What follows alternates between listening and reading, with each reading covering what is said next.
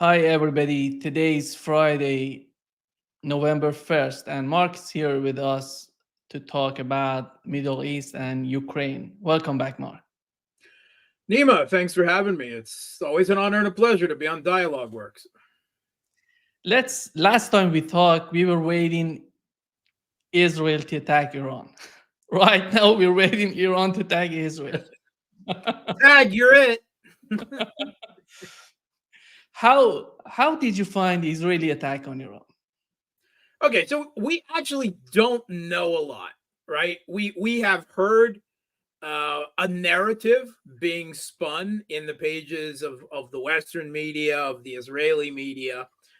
We have heard another narrative coming out of Iran about the not only the effects of the attack, but also the nature of it, right? The quantity. Um, there is certain things we know. First of all, it took Israel a long time in comparative terms, I would say, although it also took Iran a long time to come up to an attack. We have to remember that there were numerous provocations against Iran that Mark, they could you keep yourself in the middle yes of picture, that please? they exercised restraint on.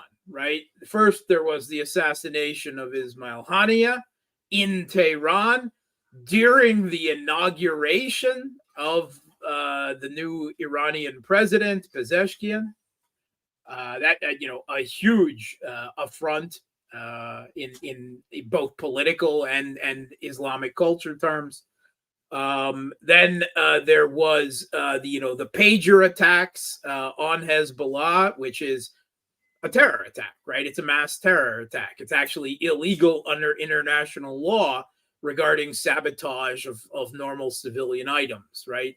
Treaties that Israel is a party to, and which killed lots of civilians, by the way, because it wasn't only Hezbollah military people with those pagers. There was lots of doctors and EMTs and medics and everything else. Then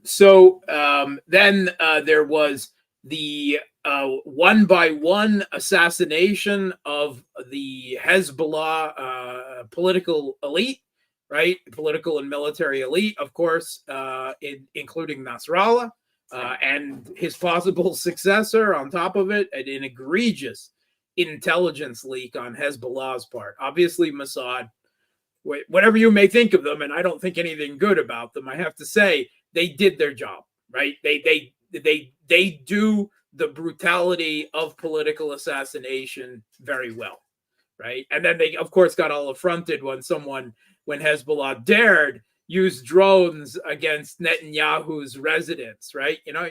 You want to live by the sword, then you die by the sword. I mean, those are the rules. If you set a precedent that political assassination of your enemy's leadership is, on the table, well, then, you have to be prepared for the consequences of that, of course. But it was only finally after the ground invasion of southern Lebanon that Iran finally responded. And while the Iranian strike was played down originally in the Western media, it has slowly been admitted that the Israeli and U.S. air defense was not as successful as originally presented, and that the damage and accuracy of the Iranian strike was greater than was originally presented. Now, it took Israel, quite some time, in comparative terms, not, relative, but there was evidently a lot of horse trading with the U.S. The U.S. was saying, you can't hit this, you can't hit energy, Iranian energy infrastructure. We're in an election cycle, right? The price of gasoline, you can't do that to us. You can't hit nuclear sites because obvious that, that one is just a no-brainer to me. If you hit Iranian nuclear sites, well, then Iran's going to come back and hit Israeli nuclear sites. And you have a much smaller country with a much denser back population. And you have nuclear power plants with that, that where nuclear weapons are made, like the Mona, and that would be a catastrophe. So that one's a no-brainer to me on that score. But then there was this incidence of a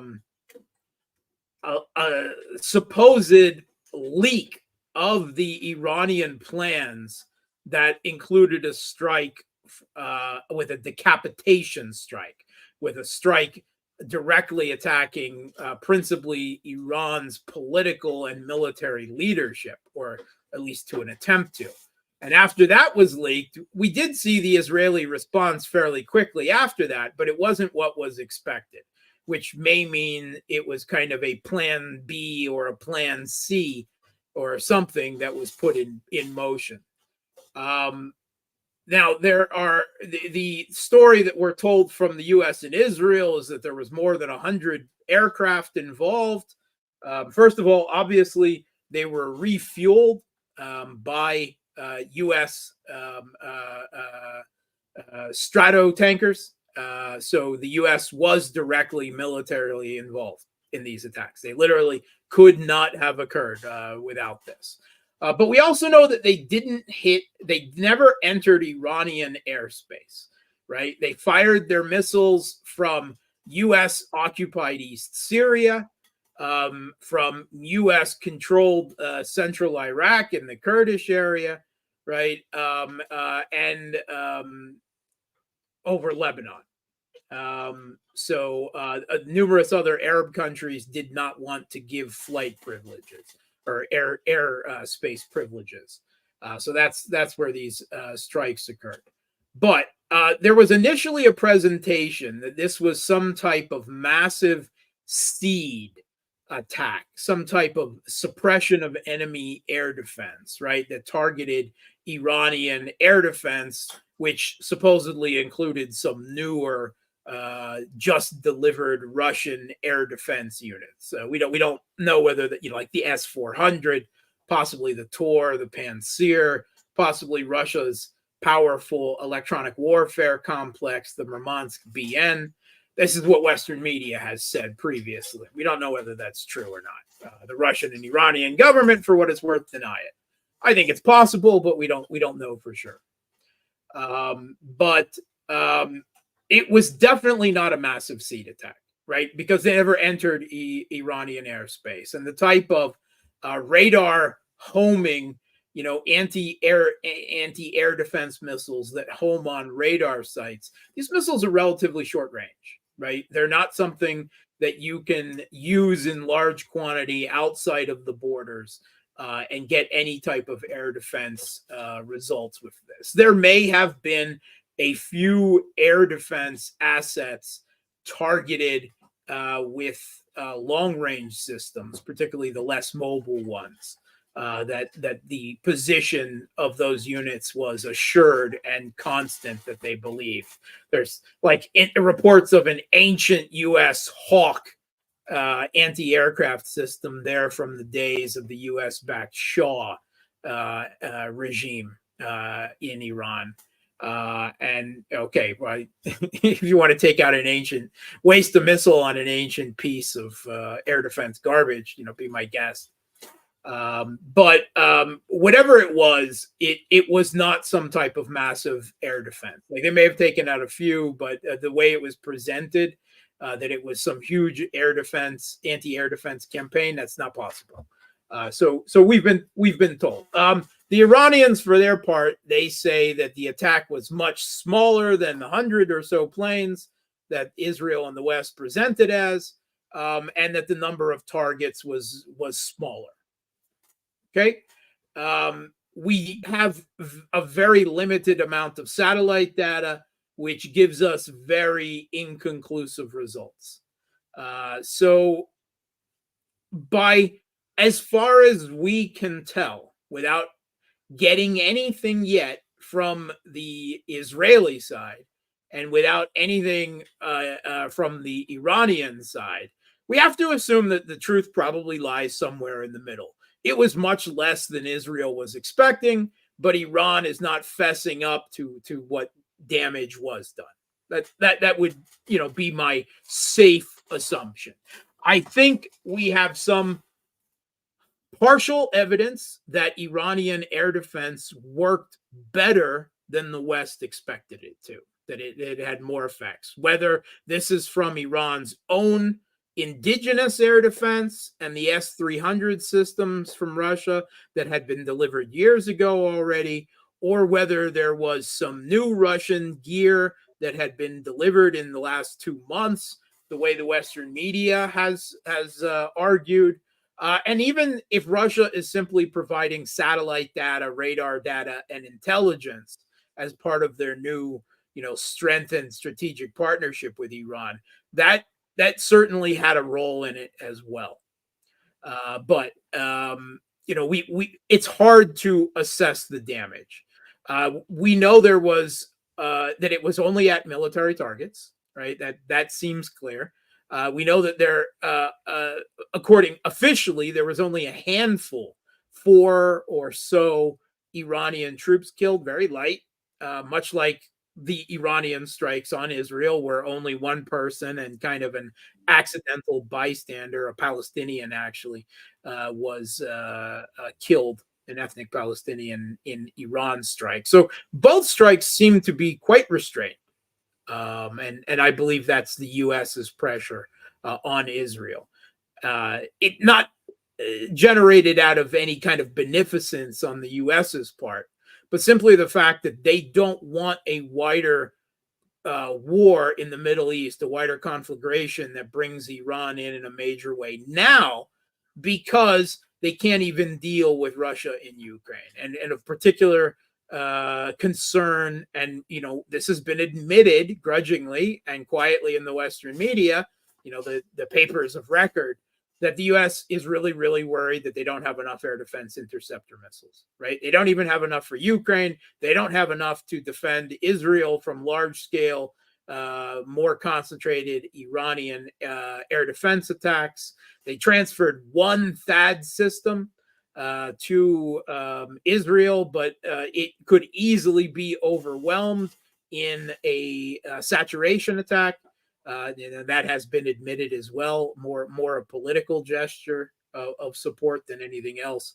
But the U.S. is really feeling an Achilles heel with air defense. So therefore, they tried to look, Netanyahu, we can't help you if you go too far. We can't defend you from Iran. And they have a long-range strike capability that Iran has never had before. Arguably, possibly more powerful, at least on its own, than Iran's long-range strike capability, right? Israel's long-range strike capability. Israel's long-range strike capability is based on aircraft, right? Aircraft-launched missiles, of which U.S. assistance with the refueling and the satellite data, that's absolutely necessary. Whereas Iran's, it seems to be a more independent long-range strike capability based on ballistic missiles, cruise missiles, drones, and possibly hypersonic missiles as well. So this is what we're at, is dueling long-range strike capability, with the real question mark being the effectiveness of each other's air defense capacity, right? And the way that Israel has reacted in the aftermath of their strike tends to make me believe that the Iranian air defense was tougher than expected.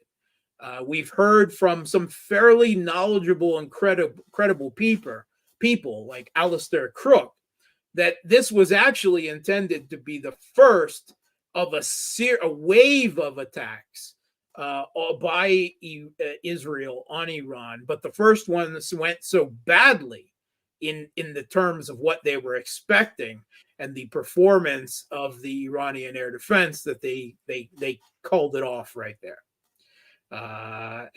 So it's other than that, it's hard to say. But you don't hear Israel crowing about targets that they hit and destroyed in Iran.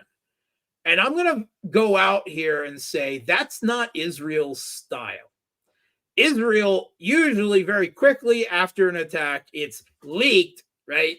What they hit, in a country, whether, was supposed nuclear capacity in Syria or in Iran previously. Whenever historically Israel makes these type of strikes on the countries in the region around it, of significance, it usually brags about it, right? It usually draws some attention to what it destroyed. And we're not seeing that at all, which tends to make me believe it did not go as well as they expected. And then after the attack, we had some I would say, somewhat vague and even obtuse statements by the Ayatollah Khamenei, that some have suggested, some analysts have suggested, may have been a warning that Iran is considering restarting its nuclear program. And I think, looking at the language that the Ayatollah used in retrospect, I think they make a fair argument. I'm not saying it's 100% certain, but when you read it with that in mind, it sheds a little bit light on what was possibly, it sheds a little bit of light on what I thought was a very veiled and obtuse statement, little curious statement there, particularly the references to innovation and other things, the language, at least it translated of what the Ayatollah Khamenei said in the aftermath of the attacks makes that, I think, a credible interpretation. But we now have Iranian officials now claiming again that they have decided, as they reserved the right beforehand, if you attack us, we'll attack you back. And sure enough, it looks like we have had the official word from Iranian officials that they intend to strike Israel back again now, right?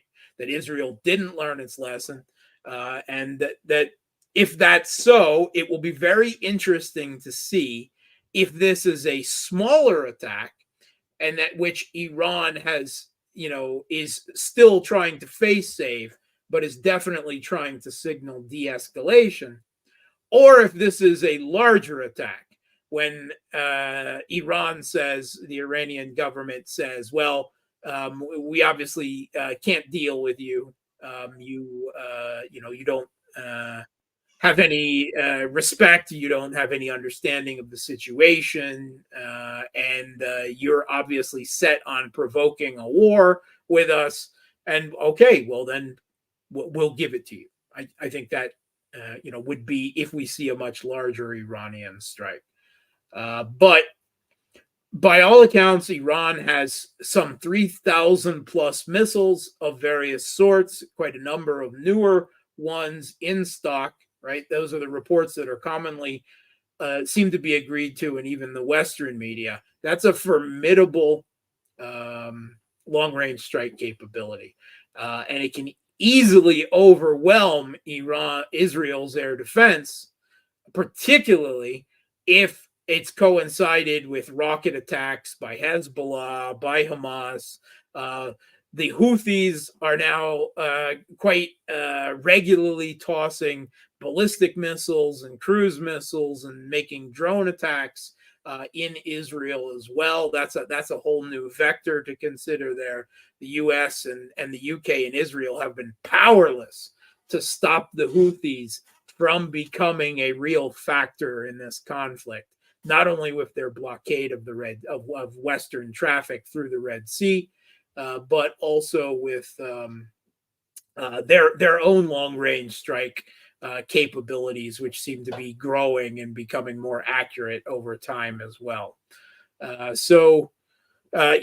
think Iran is facing a potentially bad situation. I think it's the situation that Netanyahu thought he wanted.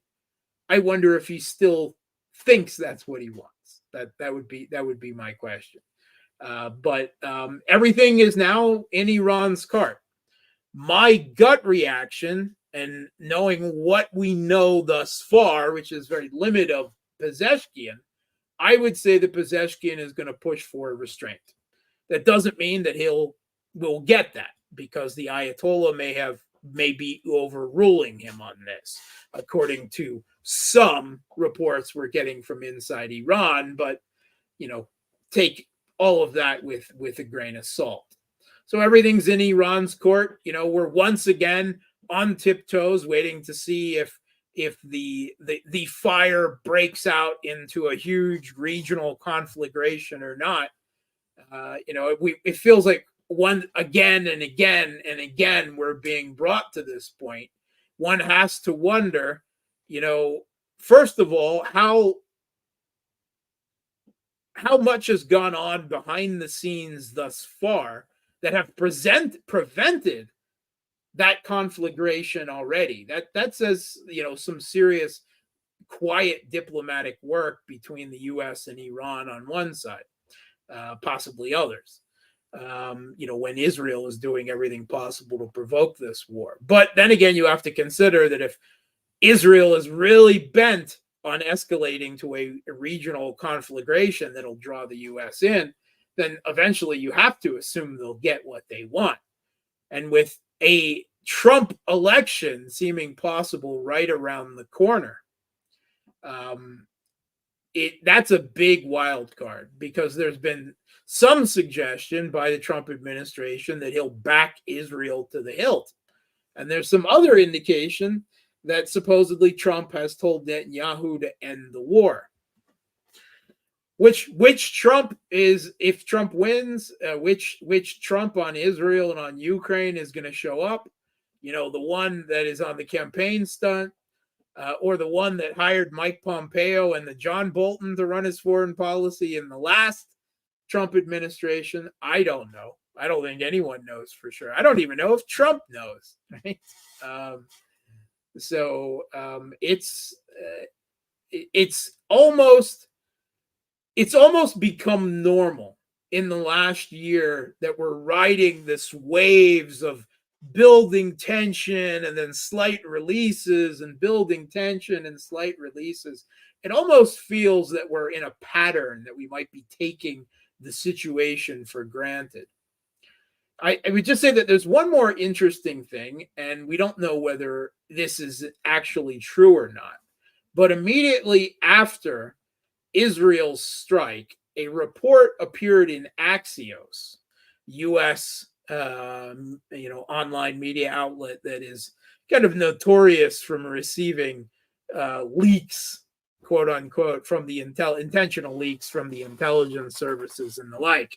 But there was the suggestion that, much like during Iran's first strike, back in April, I believe it was April, against Israel, when this was a pantomime attack that was agreed on through intermediaries between the U.S. and Iran beforehand as part of a face-saving and escalation prevention measure. Axios reported that Israel contacted, through intermediaries again, Iran, and let them know before the attack that they were about to launch it. That seems a very, again, a de-escalatory step, while trying to maintain a veneer of face saving. But we don't know if that's true or not. There's also other reports saying that Russia warned Iran beforehand. Well, that's a certainty, right? I don't even think that's a question. Russia and Iran have a strong strategic partnership that may not expend to offensive support against Israel, but it would certainly include defensive support. And as soon as Russian radar and satellites picked up preparation for aircraft, including those strato tankers that flew to refuel Israeli airplanes, that was open source available right before the attack, and that was a clear indication that it was about to take place. So I don't have any doubt that Russia warned them, what they could beforehand, and maybe helped in intelligence for the defense, tracking missiles and the like. But we don't know if Israel, indirectly at least, gave the same consideration to Iran as part of a de-escalatory step. That doesn't fit the Israeli government of Benjamin Netanyahu that I know, but it could be, true. It could be more disinformation intended us to throw us off the track by Axios. It wouldn't be the first time it has appeared. It's like straight coming from U.S. intelligence. So we're once again at the precipice. It's like a deja vu moment. It's like Groundhog's Day. When you look at the way that Israel tried to attack Iran or attack Iran, many people are asking, why is Israel not capable of doing the same thing that Iran did? Just using their missiles attacking Iran without fighter jets. What Yeah. do we know about their capabilities in terms of missiles? Well, they haven't focused as much. Well, certainly Israel has missile capability, right? But they have relied much more on their airstrike capability, right? They have invested much more in that capability. I think, considering what we've seen of the conflict in Ukraine, that was a poor bet. That air power is too limited when your opponent has good or even mediocre air defense. We saw the Russian Air Force, right? Really have a very limited role in the first 2 years of this conflict, because it took Russian missile capability that 2 years to wipe out the Kiev regime's formidable Soviet legacy air defense system with, the S-300 as its, backer element, not only its only element, but its backer, and then Western air defense systems, advanced ones that were thrown hodgepodge without any integration, bit by bit late in the day. Now Russia has near total air superiority, but they're still relatively cautious. They're very conservative with their air power. They use it how and when it's safe, when they're not risking it a lot. Israel, we saw during the attack a recognition of their own limitations. They didn't enter Iranian airspace. In fact, they stayed pretty well away from it. Obviously, they have reason to fear Iranian air defense, right? Not just in shooting down the missiles, but potentially, if they move their aircraft within range of those air defense systems of the aircraft themselves, including, one must assume, Su-57.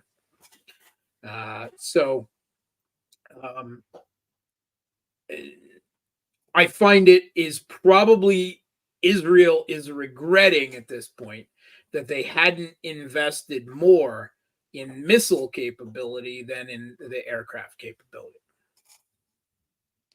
Because they have, you mean that Israel alone, or you mean the United States? Because they don't have any sort of capabilities, or do we know about that? Because it seems that the United States is providing them with everything right now. Yeah, I mean, Israel does have some of their own, right? Things they've purchased from the U.S., some of their own missile capability. But yet there is a question of how much, if they wanted a missile strike campaign, how much they could get from the U.S., right? This is a mirror image, even in the same time frame, that we're getting from Ukraine, right? Zelensky is demanding the Tomahawk cruise missile, right? A long range, very long range strike. It's a strategic weapon, right? It's nuclear capable. And the U.S., the Pentagon, they're saying not only no, but hell no, right? When Israel is asking for something much the same, it would have to be a very long range capability, right? Unless the U.S. was going to use some of its, even if the U.S. used some of its closer air bases, to launch attacks from subs and the like. The Obviously, the long range strike capability of the United States is much more formidable than Israel's alone, but the Pentagon is really worried at this point about their stocks, right?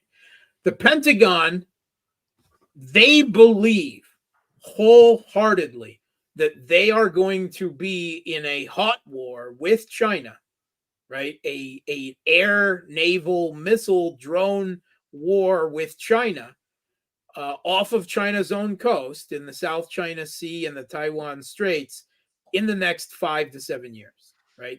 A war that the U.S. intends to provoke, right? Because they sense a closing geopolitical window of opportunity where soon the Chinese military will be too powerful for the U.S. to even have any chance of winning.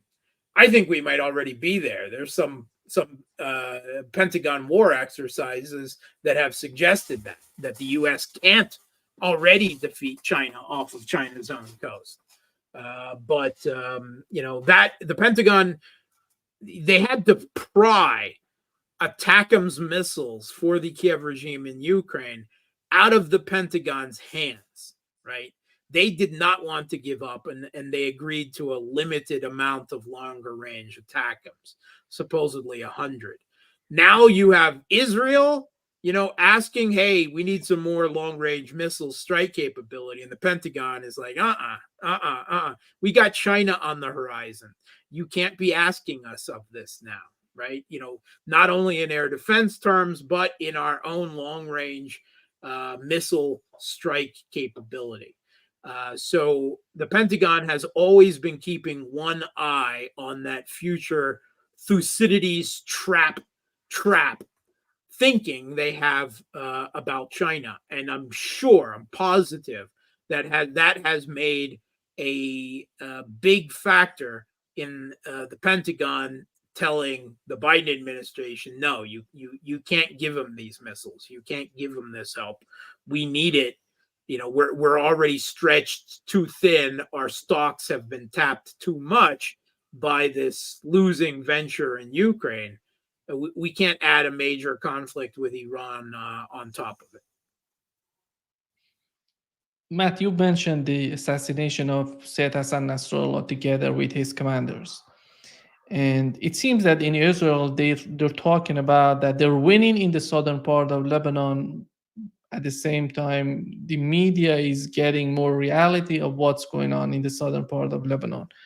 What's your take of what has happened so far in the southern part of Lebanon? Do you think Israel is advancing? Is Israel capable of gaining land?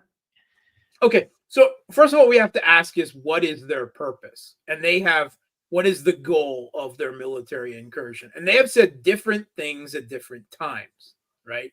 They have one of the original suggested was they wanted to create a buffer zone up to the river line in southern Lebanon. That has been in the river. Yeah. Yes, there has been already had some significance in the past, right? That they wanted Hezbollah pushed past that. If that is the goal, if the goal is to create that buffer zone and to create the territory for it, then I would say that Israel is not doing well, right? Because they haven't taken as at least as I haven't seen that they've taken any major settlements successfully. They've attacked, but have they taken territory that would be part of this buffer zone? I have not seen that. There's a lot of fog of war. And then there's another question, is the goal then instead to degrade Hezbollah, kind of a mowing the lawn, right? And a recognition that they can't destroy Hezbollah, but to weaken it and then to pull back, right? That one is less obvious because of the fog of war.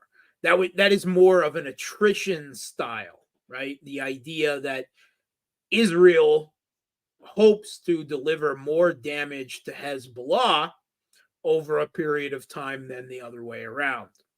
Now, there's no question that Israel has effectively conducted a really successful, very crazily successful intelligence decapitation strike on Hezbollah. We also know, however, that despite this, everything we know tells us that Hezbollah is still effectively and significantly resisting Israel. That it has had, we must presume, some type of limited effect, all of these leadership on Hezbollah's battlefield. Once again, if land is your metric, that's a little bit easier to identify than an attrition campaign. But simply the fact that Hezbollah is still making attacks back, right, with rockets, with drones. We occasionally get word that seems undeniable about successful ambushes of Israeli forces, right? That's anecdotal, right? But it's obvious that they're still resisting, and they appear to be doing a fairly decent job of it. Maybe they would have done better, we can presume, if so much of their political and military leadership hadn't been taken off the field at the very beginning of this. But they still seem to be doing fairly well.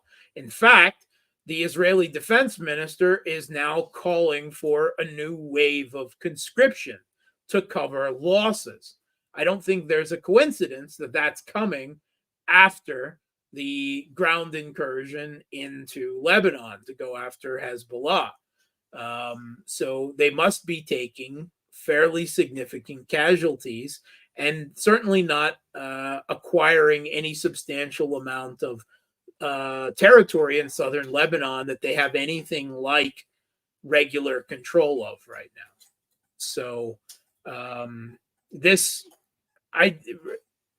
really seems like it was a very poor bet on Israel's part, right? As far as we can tell, the purpose was to lure Iran in and to lure the US in. Well, neither has been successful yet so far.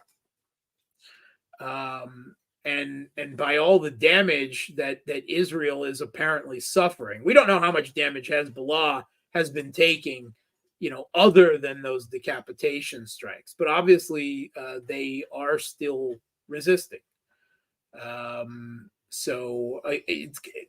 We still don't, likewise, we still don't know, we don't have a positive idea of how much damage in the last now, year, going on a year and a month, that Israel has managed to do to Hamas. We know that Hamas isn't destroyed, right? We know that Hamas is still fighting back, still capable. And we have to remember that because of the metrics for what would be considered success or victory for the two sides are very, very different, right? Israel has a lot more that it has to do for it to be considered a success for them, right? However, they may choose to redefine it. One, because obviously there's a power imbalance. Israel, armed by the United States, is immensely more powerful than these non-state actors, because that's really, still what Hamas and Hezbollah are. They're sub-state actors, to varying degrees. So there's a huge power imbalance in Israel's favor. And two, Israel's declared intent, right? They made quite clear, we are going to destroy Hamas, right? That is our goal. We will accept nothing less. They've said it again and again and again. Meanwhile, all Hamas and Hezbollah have to do to win is survive, right? If they can fight back, survive at the end of this, they won. That's a huge difference. And that's, of course, something that Israel had to consider if they were smart going into this, right? We don't make the rules. They don't make the rules. That's the rules of perception, right? But also, I think, to a certain extent, military reality. So I don't see any great success on the Israeli side. I'm sure they're doing damage, but that damage has not broken Hezbollah yet, which after the very successful decapitation strike, yet you have to, give a nod to Hezbollah for sticking in the fight as well as they appear to be doing.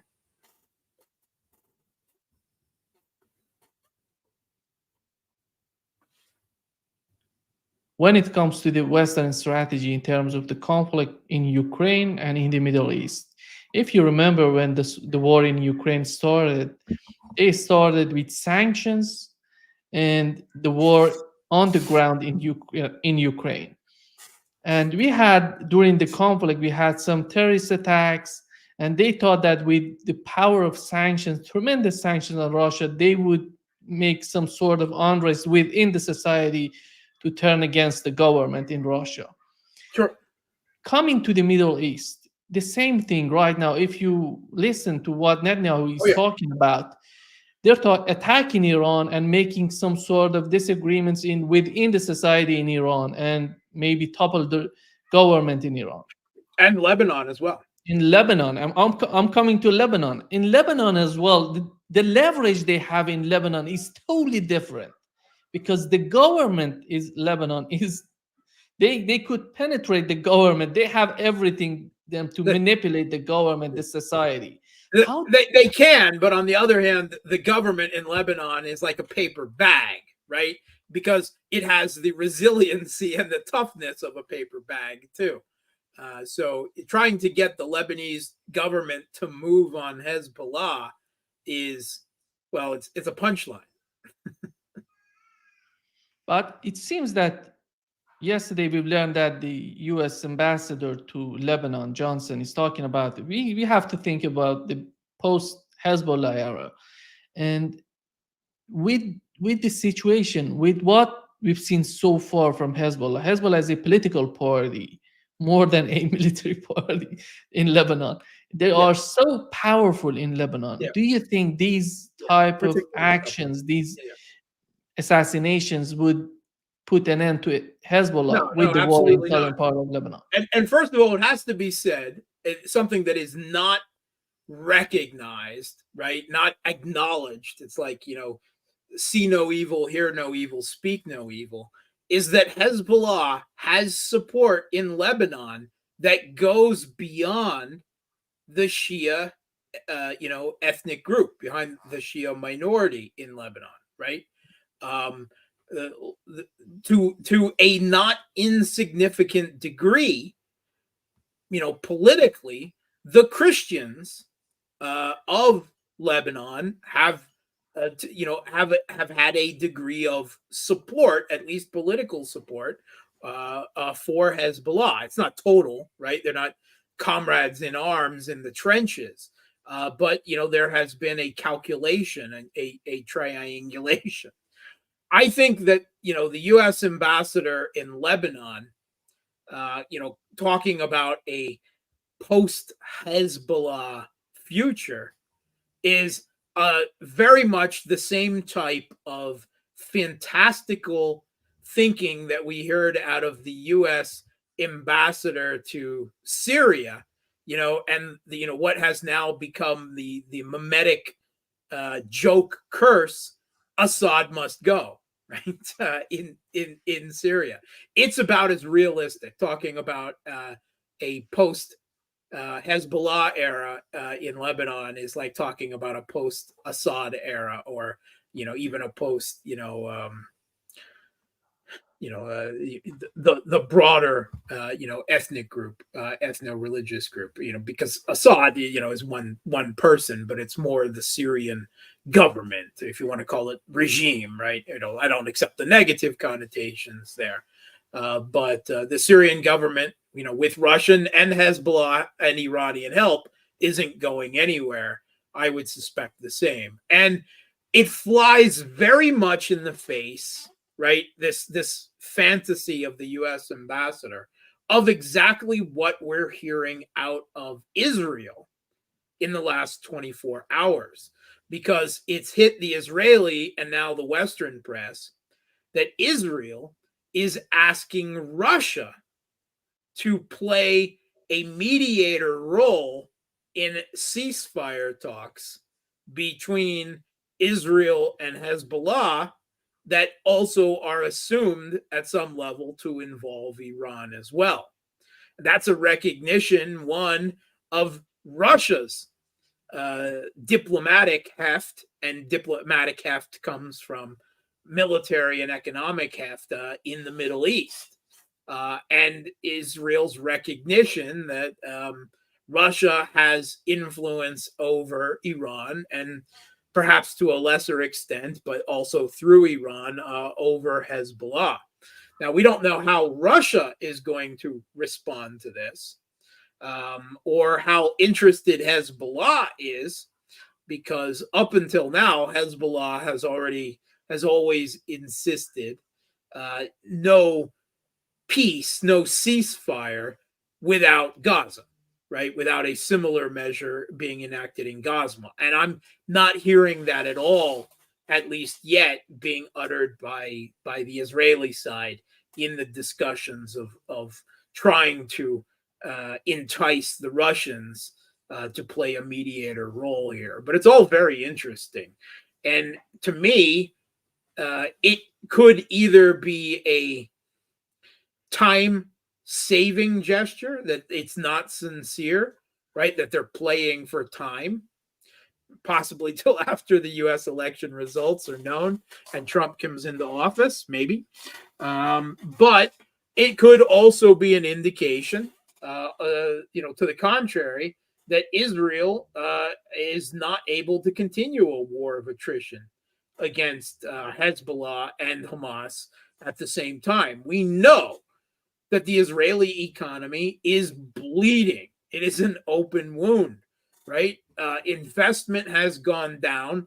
A huge part of the workforce has been, conscripted, right? Has been mobilized for military service, taking out workers. Also, the Palestinians in the West Bank and also in Gaza to a little bit lesser degree were an instrumental part of the Israeli economy, particularly in the agricultural sector. Right now, that's all shut down. Right, that they're not getting that agriculture. It's like they lost a huge effectively slave workforce. Right, that they're just not able to draw on now for political reasons. So the Israeli economy is hemorrhaging. And that at some point is going to factor in for how much longer they can continue. Because at the moment, they're not only continuing, they're escalating and expanding the conflict. And the U.S., it seems to be in a conflicted position itself. And we have to acknowledge that the Biden administration is rudderless, right? It's been rudderless for a long time. Joe Biden is out to permanent senility leave, right? And we now have some type of Biden administration Politburo, where the government appears to be run by the arguments between Antony Blinken, Jake Sullivan, possibly Lloyd Austin, maybe Jill Biden. God forbid Hunter Biden, right? We don't know. But Netanyahu has obviously been taking advantage of this fact. And that's why to a very large degree, why we hear so many contradictory things coming out of the Biden administration with regards to Israel. They say, quiet down, go more softly, right? Pay some more attention, at least rhetorically, or in terms of flow of humanitarian aid to the civilian side of this. Even if you're not sincere about it, pretend you are, right? I mean, that's what we're hearing from the U.S. But at the same time, they've never interrupted the flow of weapons to Israel. At the same time, they don't appear to be giving Israel the escalation that they want with Iran. The U.S. keeps making deals behind closed doors right? Opaque deals that put in, that quiet the escalation down until the next Israeli provocation. At which point the U.S. urges Iran to show restraint, which is all from the outside looking in. It's almost amusing. From the inside, of course, it's a horror show. But that I think that we don't necessarily know how either a Harris or a Trump administration is going to react to this situation, how they are going to step into this. The Trump people have given conflicting signals. The Harris team is going out of their way to send no signals on the issue. They don't want to talk about Israel and Palestine at all. Although apparently Kamala Harris, at least in one interview question, says she regards Iran as the United States' #1 worst enemy, somehow worse than China or Russia, which I don't know. I personally, I feel a little slighted there. I'm not feeling the love from Kamala Harris for the respect that Russia deserves at this point. Just saying. But at the same time, she is attempting to placate the youthful portion of her own Democratic electorate by pretending that she's more sympathetic to the Palestinians to some degree. She's not doing a convincing job of convincing anyone. She's not making IPAC happy, and she's not making young Democrats happy either. So, one of the problems that the Democratic Party is facing right now in the United States is those people who are against the policy in the Middle East. Their rhetoric is not resonating with those people. Here is Bill Clinton talking about the situation in the Middle East, considering Gaza and Hamas. I want to play it for you, and I have a question from this clip. About the hardest issue here in Michigan is the Middle East. And I have to be careful what I say because there's only one president at a time, and none of us can get ahead of where we're going. But I think we're going to have to essentially start again on the peace process. And I understand why young Palestinian and Arab Americans in Michigan think too many people have died. I get that. But if you lived in one of those kibbutzim in Israel, right next to Gaza, where the people there were the most pro-friendship with Palestine, most pro-two-state solution of any of the Israeli communities, were the ones right next to Gaza. And Hamas butchered them. And so then the people who criticize it are essentially saying, yeah, but look how many people you've killed in retaliation. So how many is enough for you to kill to punish them for the terrible things they did? That all sounds nice until you realize, what would you do if it was your family and you hadn't done anything but support a homeland for the Palestinians, and one day they come for you and slaughter the people in your village? You would say, well, you'll have to forgive me, I'm not keeping score that way. It isn't how many we've had to kill, because Hamas makes sure that they're shielded by civilians. They'll force you to kill civilians if you want to defend yourself.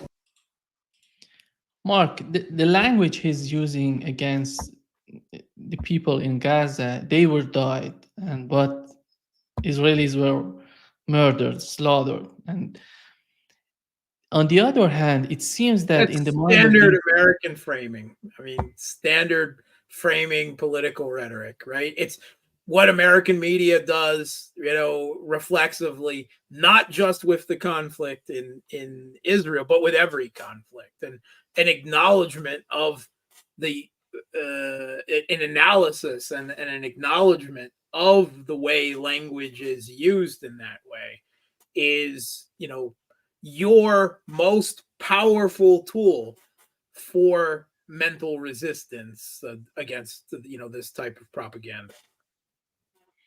on the Talking to other the hand, audience, not to you, this. I'm talking, to the audience out yeah. there. On the other hand, it seems that in the mind of these people who are the elites of the Democratic Party or maybe the Republican Party, the Yeah, it's the same. It's the same. It's deep bipartisan. state, yeah, all of them together, they're still thinking that they can draw a line between Hamas and Gazans. Yeah, yeah, With what we've seen with the picture of the latest moments of Yahya Sinwar, he was fighting on the ground within the people in Gaza. How they're still thinking of they can even unbelievable. They're totally delusional if they yeah, think that they can draw this line between the people and yeah. Hamas. They're all in Gaza. They're crazy, right? And may I just say that Israel releasing that video of Yahweh's of his death, right? Of his fighting, this last feeble but resistance, throwing a stone at the drone to the end. I mean, that is going to inspire a whole new generation of Hamas and maybe much worse than Hamas, right? In terms of how passionate they are about the cause of Palestinian resistance and independence, and Palestinian statehood. They may have very well created a Muslim Che Guevara, right? That will inspire many with that moment there. Bill Clinton asks, rhetorically asks us to consider yourself if you lived in one of the kibbutzes outside Gaza. The question he doesn't ask is, let's pretend that you live in an occupied country in the largest open air prison in the world, the ghetto, right, of Gaza. He doesn't ask that question because that would be, an ability to empathize with the cause of the Palestinians that the U.S. political elite does not have. They are not able to put themselves, they don't want to, right? Either intellectually or on an emotional level, put themselves on the Palestinian side. And then there, of course, is this continual, let's pretend that the Palestinian-Israeli conflict began on October 7th of last year, right? And that there was nothing preceding it, that there is no occupation and daily ethnic cleansing of Palestinians going on, that the Palestinians within Israel are not living in an apartheid society, and that millions have been driven out of the country and millions more are displaced internally with the intention that they all are driven out or die of malnutrition. I mean, that is, what Israel is doing now is an accelerated ethnic cleansing campaign of Gaza. That is still what's going on. The U.S. very well knows that's what's going on, and they're just trying to paper over it, it seems, trying to play a little bit of whitewash as we go along so that you're not aware of it. And I think that is something that definitely has played to a certain degree into Netanyahu's seemingly illogical decision to escalate and expand the conflict to include Hezbollah and Iran. Because now all of our attention is on the new escalation, and it's not on what Israel is doing to the people of Gaza in the horrible, no food, no water, no sanitation, disease is rife that is going on for the displaced people. And now they've announced that they're driving all of the people permanently out of North Gaza, right? That they won't be allowed to return. Not that there's anything there much there for people to return to at this point. That has been lost, right, in the sea of this escalation. It's a distraction, right? It's what a magician does, right? So that you're watching one thing and not another thing. And of course, we're all interested in what happens with Hezbollah and escalation with Iran. But I think we all have to remember that the root of all of this is the Israeli occupation and ethnic cleansing of Palestine. And that is still what is going on now. And it's important not to take your eye off what is happening there, because I'm sure it is part of Netanyahu's calculation that he's continuing that at an accelerated rate while the rest of the world is paying less attention. Mark, shifting the gear to the conflict in Ukraine, recently Russia is talking about the use of nuclear weapons or their capabilities. And on the other hand, we have this rhetoric in the West talking about North Korean soldiers helping Russia in the conflict, which at the end of the day doesn't make sense because they have to integrate these people. It's so difficult. You bring these people from outside, and the language is a great barrier when you want to communicate how to integrate these people into your army. It's other problem.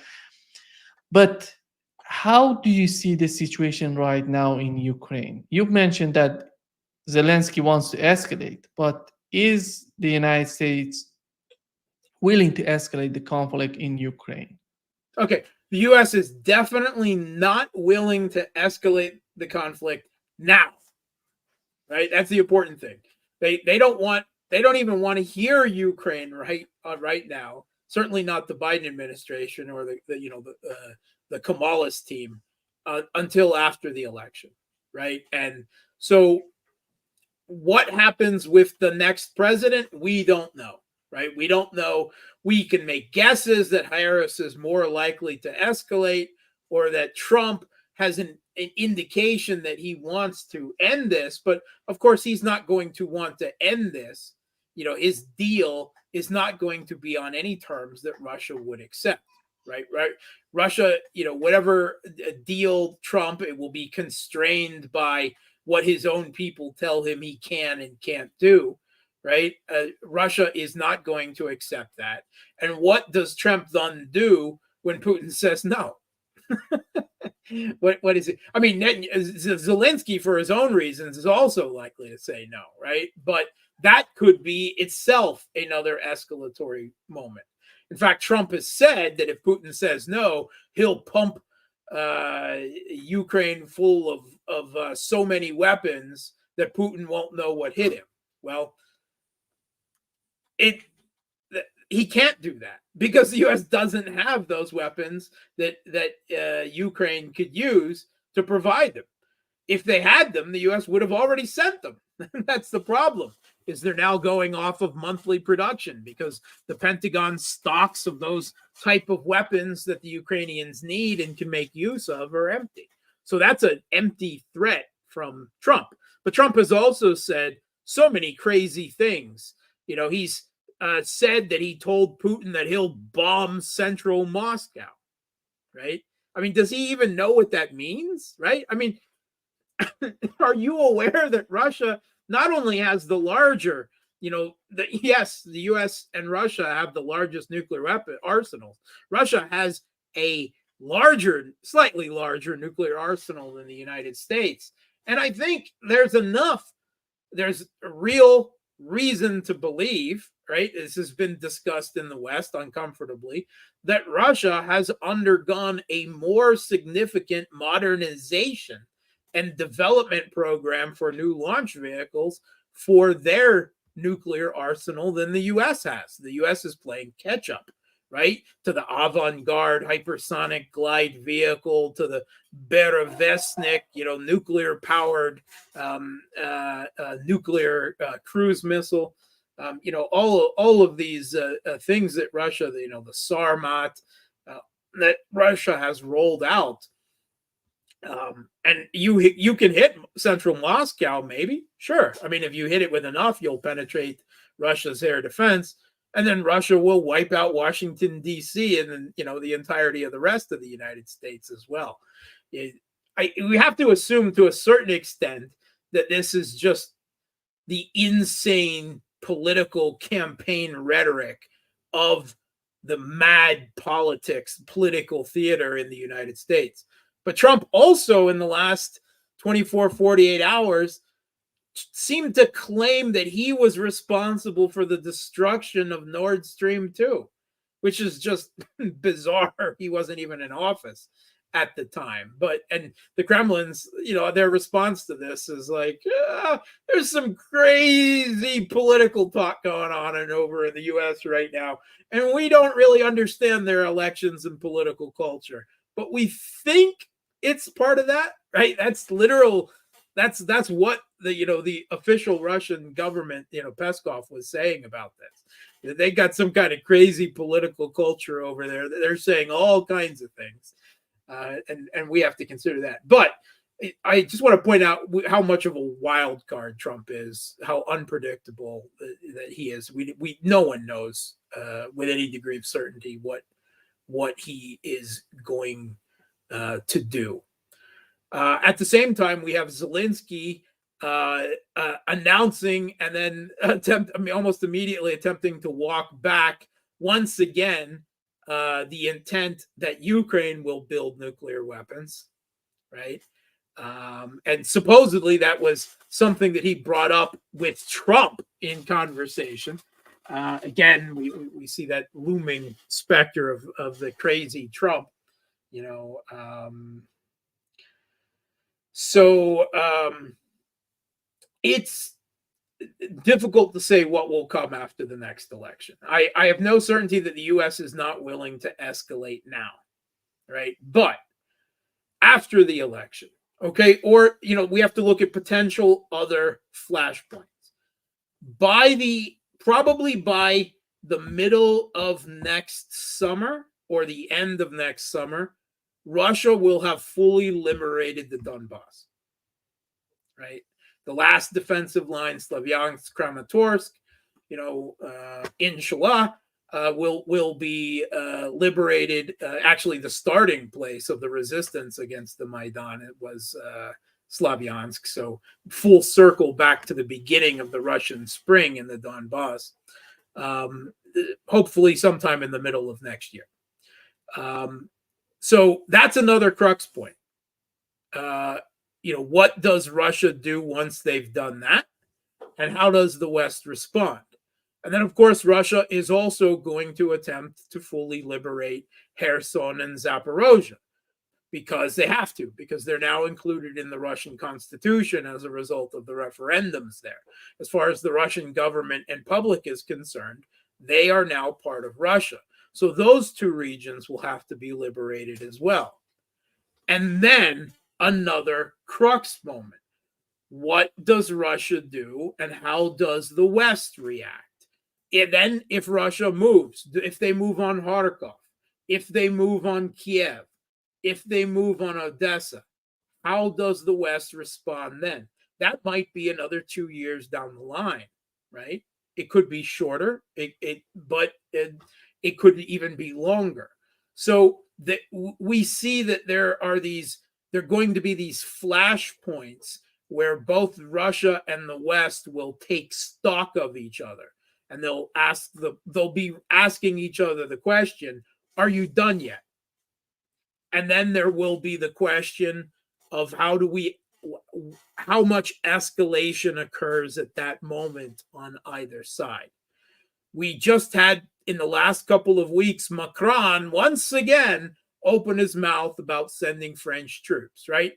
Obviously, that's not going to happen right now. but we don't know what's going to happen down the line. I know there's a lot of people expecting that sometime in the next few months, the Ukrainian military, which is suffering a very significant degree on the battlefield, they are suffering, right? The South Donbass right now, they are literally collapsing. And I don't use that word very much, right? It's a localized collapse, right? But, south of Pokrovsk, right, in the region of Sleboda and now Karahova, they're literally collapsing. Elsewhere, they're still fighting, right? They're fighting. They're losing in Toretsk and Chasiv Yar and Seversk and other places, but they're still fighting. They're still slowing Russian forces down. But there's this belief in collapse that one day the Ukrainian military is just going to say, we're done. We can't fight anymore. Don't think it's going to happen that way. I hope I'm wrong. I wish that it would be that way. But, eventually, unfortunately, I think the U.S. is going to get what they want, and they'll lower the conscription age in Ukraine from 25 down to 18. That will open up hundreds of thousands of new forced conscripts. Zaluzhny raised the specter just a couple of weeks ago. Zaluzhny, the former top general, he's now in political exile, effectively as an ambassador in the UK, where he can't speak English. But he was quite open. Yes, we will conscript women if we have to protect Europe from Russia, right? That's literally the way he framed it. So does that mean that this will be effective, right? That this will be anything more than a meat in the grinder? No, I don't think it will be, but it will still be something that has to be fought through. And Western support, for the foreseeable future, and for military industrial complex reasons, is going to be decreasing, to say nothing of political will for money. But it will still continue at a lower level. And eventually, the Kiev regime may actually someday do the smart thing and not fight to the last man for every little village, and may start making strategic withdrawals and fighting for only the most significant and best defendable positions and locations. We're not seeing that yet, but it's possible, and they could drag this out much longer. I do not believe that there is any willingness in Europe for a negotiation or a political settlement on anything, much less on anything close to the terms that Russia would accept. If Trump wins, obviously he says that he's going to try to make a deal, but I don't believe that he can make any deal that Russia will accept. Everything tells me that there is not going to be a political settlement, that however painful this conflict gets for Ukraine, that the fighting will continue for the foreseeable future. And I'm very happy how Russia is doing on the battlefield right now, but it doesn't mean that I'm happy with the consequences for that. I have family in Ukraine, right? My wife is from Crimea. We have family in Kharkov and Odessa. This is all extremely painful for me to watch, but I think it is absolutely necessary. I am actually,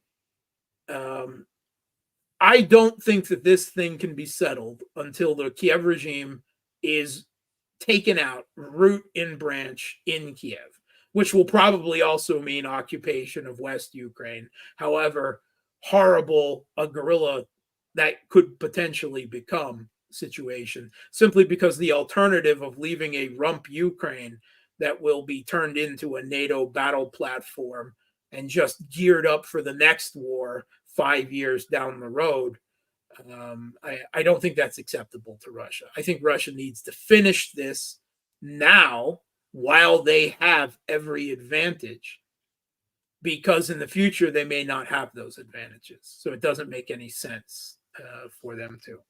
And I don't believe there will be a political settlement to this, much like the political settlement in Syria. There is no political settlement in Syria. It's still a frozen conflict. It's a three-way Mexican standoff between Syria and the Russian government and Iran and Hezbollah on one side, the U.S. and the Kurds on the other side, and Erdogan and 100,000 jihadis under arms still camped out in North Syria. And there's no resolution to that in sight. No one is willing to accept any type of permanent settlement that acknowledges that they lost and cements a new geopolitical reality in Syria and in the region. They'll just all wait. And they can continue that. I think, unfortunately, the conflict in Ukraine is going to continue like that. And I've heard very similar for John Mearsheimer, who says the same thing. He doesn't believe that any peace is possible with the U.S., with the West, whether it's Trump or someone else, and that Russia will win, quote unquote. But what does that mean? And that it will be an ugly victory. And I cry a little bit inside, at the thought of what that means. But the realist in me says, yes, that is inevitably Russia will not get everything it wants, right? However, that might be the best thing for the Ukrainian people as a whole. It's unlikely, because there's just too much on the other side. The West can't win, but they can redefine what winning means for Russia, right? It's about raising costs, and they will continue to find ways to raise costs. This nonsense about the North Koreans, right? There's no evidence of any of this. Nothing. No one has presented any evidence. You're right. You're absolutely right, Nima. It makes no sense, right? Not only is there a language barrier, right? There's language barriers in NATO too, right, that are not insignificant. This one is greater, of course, because very few Russians speak Korean, and very few North Koreans, I assume, speak Russian. But they have not they've just signed a strategic partnership. They literally have no military interoperability. Russia has not been doing joint military exercises with North Korea since well before the dissolution of the Soviet Union, right? Which means effectively outside of living memory in military cycle terms. So that it's just insane. Russia doesn't need 2,000 or 3,000 or 10,000 North Koreans. Russia has, according to the Kiev regime, going on 800,000 troops in Ukraine just as part of the special military operation right now. By the Western mainstream media's admission, Russia is still recruiting 30,000 volunteer contract soldiers every month, around 1,000 a day. You don't need 10,000 North Koreans. And then there's the diplomatic damage that would do, right? That's whether it's just in Kursk, which you could explain, right? That's Russian territory, right? They are our treaty ally now by way of a mutual defense agreement as part of a strategic partnership. As Putin said, it's our business what we do with North Koreans on our own territory. It would be perfectly legitimate to use them there. I just don't think that it is militarily smart at all. And the Russian government has been very smart militarily and diplomatically thus far, right? The rest of the global South, if this suddenly expanded to include North Korea, which would give South Korea feel they have to get involved, and then everything else, the global South would raise an eyebrow, right? What's going on? Particularly Brazil and India. And Brazil and India have been raising a lot of eyebrows. No offense, right? And Putin does not need Lula or Modi raising any more eyebrows at this point, right? And I think he's too smart for that. There's too little gain, very hard to even understand gain I think this is all part of an elaborate propaganda hoax. Certainly, Zelensky is using this to argue for direct NATO troops. North Korean troops are here. You need to come and fight us.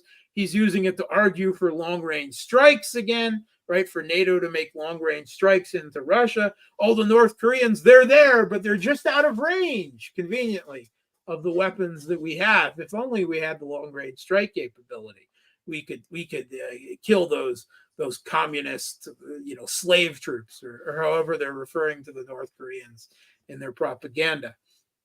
And he's also arguing for increased South Korean involvement, right?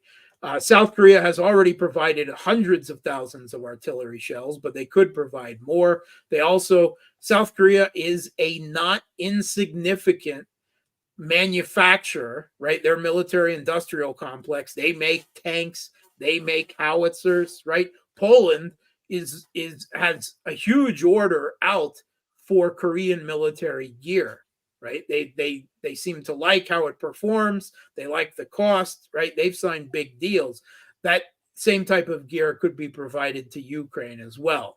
And the current South Korean president is the biggest U.S. ass kisser out there. I mean, he would have to compete with Milei in Argentina, right? But he was literally singing "Bye Bye Miss American Pie" in that cringe moment with Joe Biden, right? So he's willing to do anything.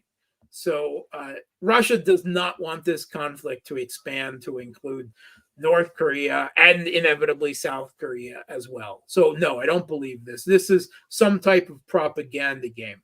Now, the question I have is, I understand Zelensky's rationale for doing this. That's very obvious, right?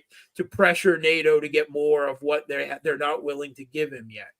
But why has NATO in the US kind of belatedly, but now jumped on the bandwagon and are making qualified claims, right, about North Koreans? Well, the North Koreans, I have no doubt there are North Koreans in Russia, but Russia is the largest country in the world, and they're almost certainly not in any significant numbers anywhere near the contract side. They're training. They're attending Russian military schools. They're doing interoperability exercises for future conflicts, right? But that takes years and years and years to build. Look at all the drills that Russia and China have been doing for years and years, monthly almost military drills now. That's what is necessary for this. And it's possible that there's some North Korean, officers and specialists behind the front lines learning hands-on, from behind, what the Russians are doing in terms of logistics and drone operation and the like. This is a big military deal, right? This is the first conflict of peers or near peers, right? If you want to use the dismissive US language, really, that we've seen on this scale since World War II. No one has, real experience in it until now, and particularly Russia and Ukraine. So they're getting a taste, and everyone else wants a bit of those lessons learned, a bit of that was experienced. But I could be wrong, but I see no logic for North Koreans entering in any type of numbers into the conflict in Kursk or which again, it's in Russia or anywhere else. And we've heard statements from the Russian ambassador to the UN, Nebenzia. We've heard Lavrov. They've all dismissed this. They said it's a complete hoax. Yes, Putin made some coy comments, but it seemed almost he was trolling with that, where he said, whatever we do, it's our business, which is entirely true. That may be actually a bit of strategic ambiguity on Putin's part. We've heard well, they have to believe we could send troops. That's part of my strategic ambiguity. I don't know if it works when you say it, when you're that open about it. But this could be some of Putin's strategic ambiguity. But I start getting nervous when I start seeing the Pentagon and Mark Rutte, the new NATO Secretary General, echoing Kiev's propaganda claims about, oh, the North Koreans, they're just around the bend, right? They're going to be attacking us any moment. Why are they getting on board with this now? Are they going to use this? Do they think they can use this as some type of escalation step of their own, convincing their own publics of the necessity of some type of escalation or expansion on their part? I don't know, but it does make me nervous. I don't believe the stories about the North Korean troops. I mean, I'm old enough to remember the first Red Dawn, the awful, wonderfully awful 1980s movie, right? I understand there was a remake that involved the North Koreans instead.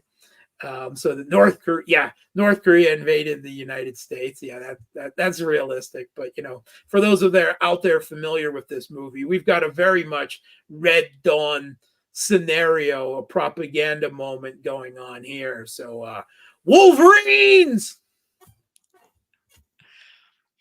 Mark, when you talk about the conflict in Ukraine, you believe that it's gonna continue. In the Middle East, it's the same scenario. Even there is no end at the moment to the conflict in the Middle East. But it seems when you look at the presidential election in the United States, it seems that in the eyes of the deep state, they're thinking the main enemy is China. That would bring the situation with Taiwan in the front. That would be much more important for the United States than Ukraine and Israel. Here comes the question. From what we've seen so far between Russia and China, and right now between Russia and Iran, are we going to see in the near future some sort of alliance without talking about it, but they're forming some sort of alliance, military alliance, to defend their benefits from the United States? Okay, so first of all, it has to be said, whether we're talking about the deep state, right? Ben Rhodes called it the blob, right? The U.S. foreign policy and security elite. If you want to call them the permanent bureaucracy, we're talking about the same thing, right? They come in three flavors, right? They all want war with Russia, China, and Iran. They all do. They all want war with all three of those countries.